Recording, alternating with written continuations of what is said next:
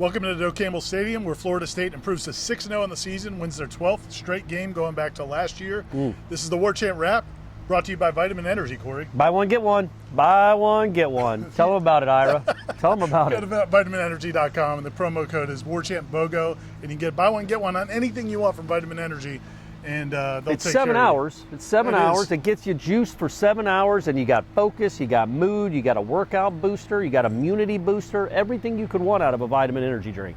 I feel like the Noles might have broke some out at halftime. Yeah. They were up 17-3 at halftime. Felt like it should have been more. 34-3. Yeah. Defense was playing dominant. Really, the defense was dominant the entire game. Maybe a couple plays here or there, but really impressive performance by Florida State's defense. The offense didn't play poorly, but, man, they had some opportunities. First red zone stop of the year. They were 20 out of 20. And that was the head coach's fault. It should have been a field goal. And I thought it was cool that Mike Norvell owned that. In the press conference, he told the team, guys, you played really well. The red zone struggles were my fault. Yeah. And two things I want to address real quick. Number one, I'm not going to touch my glasses, so if they fall down my nose, I don't care. I'm not touching fix them for you? You can, you can push them up. And then also, I don't want to take, before we get into the game, I will have to take a quick bow about the stats on the video board. You're welcome. If you were at the stadium watching the game, that's basically all me, right? Yeah. It's not punting stats. Don't even know. Did Master Mono even play? Never saw a punting stat. I'd say the squeaky wheel gets the grease, but you weren't even squeaky. You were like screeching. I was a screaming wheel. The screaming wheel got what he wanted. But back to the game. Yeah, I think that the defense, look, they've played now 8 quarters and given up 1 touchdown. Right. That's pretty good. Now, I'm going to go ahead and say this. Syracuse probably isn't the best offense they've seen all season. They don't have a lot going for them. Their quarterback apparently had food poisoning, which is what I'd say too. Although the last couple times I've seen him play, it looked like he had food poisoning. He might have perpetual food poisoning. You're a guy. Yeah, but they came in having scored 21 points in the last 2 games. So you knew. But look, they scored 14 on Clemson, and they scored 3 on you. And I thought the pass defense was really good. I thought they got pressure on them. But also, it's almost hard. Hey, good timing. I knew that was coming. The ice dump. I liked what the defense did as far as pressuring him, moving him off his spot. I think he had 1 run that was worth anything. I really, really like the defensive effort, because those are the games that if the defense just loses a dude, and you give up an 80-yard touchdown, it could be a game. And they played really, like Shaheem said, it was the best they communicated at an elite level, which was good to see because we're 6 games into the season now. Yeah, that's the thing. Syracuse's offense is not good. You're right. That is accurate. Thank you. But it didn't really matter sometimes this season. It felt like even against offenses that were not very good, it felt like they would find a way to either a breakdown in miscommunication or a couple of missed tackles. There were probably a couple of missed tackles in this game, but I thought what was impressive is every time Syracuse did start to drive, and it was only a couple times, but when they did drive at all, the defense completely shut them down. You didn't let them finish off the drives. They gathered themselves and shut them down. They also, some takeaways. Joshua Farmer has a strip sack down near the goal line. They turned into 0 points, but it was...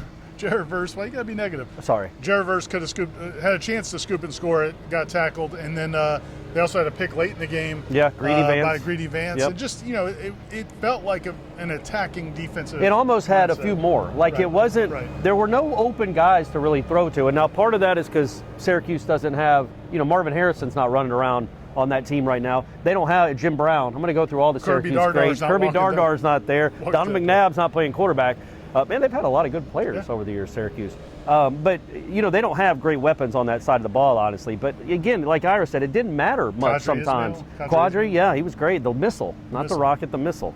He scored a couple touchdowns in this place. Did he really? Yeah, back in 91. But, yeah, and we got to get to that in a second, too, about one of the greats from that 91 team was talked about in postgame. But the fact that there were no breakdowns, there was nobody just, that I can remember anyway, there was nobody just running free. They hit a couple of runs, which will happen. I didn't think the run defense was as exceptional as it's been, but they rotated a ton of players. I noticed on the first series of the second half, Ira, you had your backup defensive ends in the game on the first series. They are really making a point to rotate these guys in, to keep their play counts down, because they plan on playing in December, in meaningful games in December, and they want to be as fresh as possible. Offensively, you look at the final numbers. Keon Coleman we'd be remiss. We would be very remiss to not get. Let's just go to Keon right now. Early in the game, he has a one-handed catch that was probably as spectacular a catch as you'll ever see. You can't do a whole lot more individually. He could have spun off the guy and scored. He could have cartwheeled off him and scored somehow. Just an incredible catch. Not Jordan's best throw, but he put it up there, and Keon went and made a play. One-handed grab. But and like behind him, leaping up like it was an alley-oop. It was the start of a huge day for him. He ended up having, I think, 140 yards receiving. 9 catches, over 100 yards in punt returns. Yeah. Came and out, had a 31 taken off the board because of Conrad Hussey's multiple penalty play. Yeah, it's a 2-for-1. Another BOGO there from Conrad Hussey. But no, Keon Coleman was incredible. And, he downplayed the need to do it with Johnny Wilson not being available.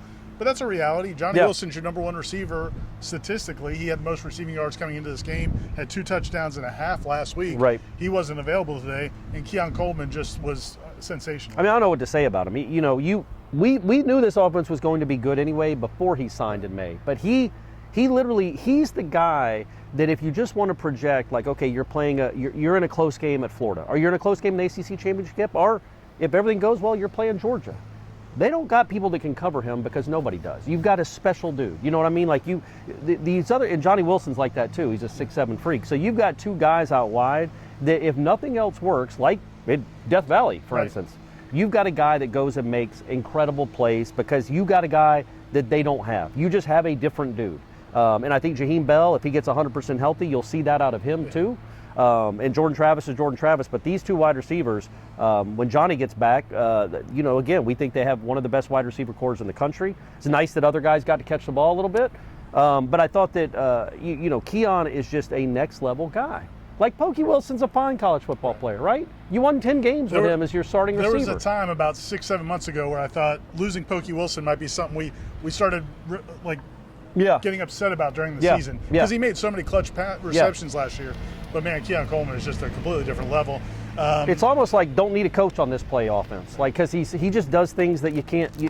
It's just there aren't dudes around the country doing that, and you're lucky to have them. Not lucky, you earned it, I guess, but you have them. Other teams don't. That's a nice wild card. It was also his long touchdown pass was probably one of the first times we've seen Jordan really hit a receiver in stride. Yeah, that was a great throw. A perfect throw. As he got lit up, too. Yeah, and Keon hit the corner with a double move, gets open, gets some separation. He didn't have to wait on it, didn't have to race to catch up. It just caught him right in stride. Like you said, Jordan got lit up when he threw it. Well, and he had protection. I mean, it broke down there at the very end, but he can't hold the ball for 5 seconds. It was kind of a double move. It was a slant and go, and so he had to wait a little bit. And, that was a great throw. That was one of the – I thought that throw, and ironically, he made a couple throws to Jaheim that were really good. He made a throw to Trey that Trey dropped after the Verse fumble recovery, where it's not a great throw as in where it's located, but you remember the play I'm talking about, where he rolls out to his right, and Trey dropped it. Trey, come on, big dog. We're going to need you to catch the ball. In live time, I thought maybe he threw it a little too hard and a little bit, but it was actually perfect. So exactly where he had to throw it with a defender on him, leading him to the pylon. Well, not here, but down here.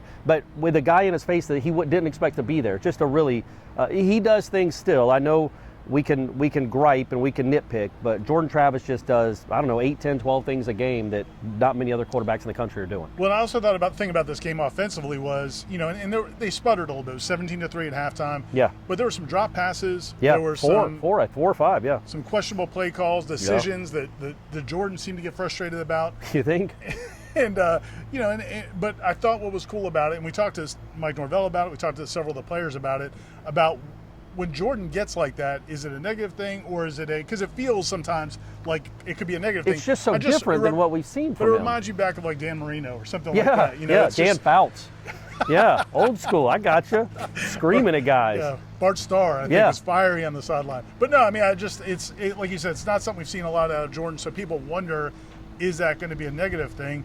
But everybody we talked to, and it seemed sincere, was, man, he just wants to be perfect, and he thinks this offense could play much better than it did today, and so that's how they take it. Yeah, there were a couple plays. There was obviously the 4th down. He was upset that they the Jaheim Bell Wildcat one. They split him out wide. He was not fired up about that. I don't know if he was mad about the play call or how late it got in. Maybe. And we didn't talk to Jordan after the game, so we couldn't ask him anyway. And there was another play where Jakai's running a crossing route, a shallow cross in front of him on 3rd down. And he drops it, and then he kind of goes to him and tells him he needs to keep running. Like Toafili's cut off the route a little bit. Yeah. Didn't run full speed. And was it Toafili? Oh, no, it was Jakai. You're right. Okay. Come on, man. Sorry. Come on, don't correct me when I'm right. Sorry. And then, really. But so it's stuff you haven't seen from him, though. Like, it could be taken as a negative, but I really do think he's taking complete ownership. I don't know it's because he doesn't think this offense has reached its full capacity, which it hasn't. He's only got 6 regular season games left in his college career, or the fact that he knows they got to get better to go win a national championship. I think it's probably all of the above. But he was really fired up out there, which I think by and large is a good thing, as long as, like Norvell said, it remains positive, and he said Jordan Travis is always positive. You said Trey Benson didn't catch the ball well today. That's fair. He did run well. Yeah, 74 yards, yeah. That Syracuse run defense is legit. I mean, they've really done a good job. They shut down Clemson's running game pretty much. They have been really good all season. They're one of the top rushing defenses in the country. And Trey Benson got some really tough yards. And then LT comes and hits the home run, the 50-yarder, and then you talked about that 1991. So he was. I just gave it away. So he was asked what running back he kind of patterns his game after. If there's a particular running style he likes to pattern game after. And who are you thinking he's going to say? I thought he was going to say I don't know, Bijan Robinson, like I don't know, somebody that plays right now, and he said Amp Lee.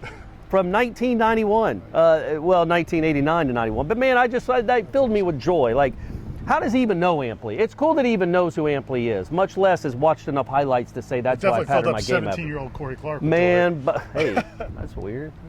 Well, I mean, I was excited, but it was a lot. I was 17. It was a lot. I did. All right, yes. Thank you. But yes, Ampley was incredible. I love that dude. I think everybody watching this that's of a certain age, like say old, like us, really appreciate Ampley. And it's just cool that Toa Feely said that. It's like maybe in 30 years, my grandson is going to be saying Toa Feely's his favorite running back. And it was also on the day where Florida State brought back a ton of players from all generations. There were a lot of different generations here, but specifically it was the 30th anniversary, not 30th anniversary, well, not the date of the national championship, but the 30th year anniversary of the 1993 national championship team celebrated today. It was the 30th anniversary of them beating the absolute crap out of some ACC team. You can pretty be sure of that. What was cool about it was, look, man, a lot of these former players come back. Charlie Ward lives in town, so he's back. Derek Brooks is back all the time. You see those guys a lot. Yeah. But it was cool to see some of these former coaches. Chuck Amato, Mark Ricks came back. Yeah, that's cool. Billy Sexton, who's had some health issues, he was here. I mean, it's just it was neat, man. Brad Scott, who spent basically 15, 20 years on Clemson sidelines. So pretty cool day. And it sounds like they spoke to the team and made a big impression. Yeah, and Warwick Dunn was here too. You can't forget that. And I wrote in my column that will be on Warchant here while you're watching this. Keon Coleman fits in with that group. You know what I mean? Like I was saying that, look, and I know we're going back to the present day, but he's not going to be here long enough to leave a legacy like Warwick Dunn or Charlie Ward. But there haven't been many players, offensive skill players, in the history of this program better than that guy. Would you agree? I would say this, if he makes a KB-type catch, because KB only had that 1 year, really. He did. And he left a legacy. Yeah. So Keon can do that. I think Keon's more talented than KB. Maybe. He's definitely going to be a pro longer. I think that's safe to say. That is a very safe bet. Yes, correct. That's probably, we won't go too far in the comparisons of the 93 team and this team. But Florida State improves to 6-0. Nice win. And again, I still think fans are going to be wanting a little bit more.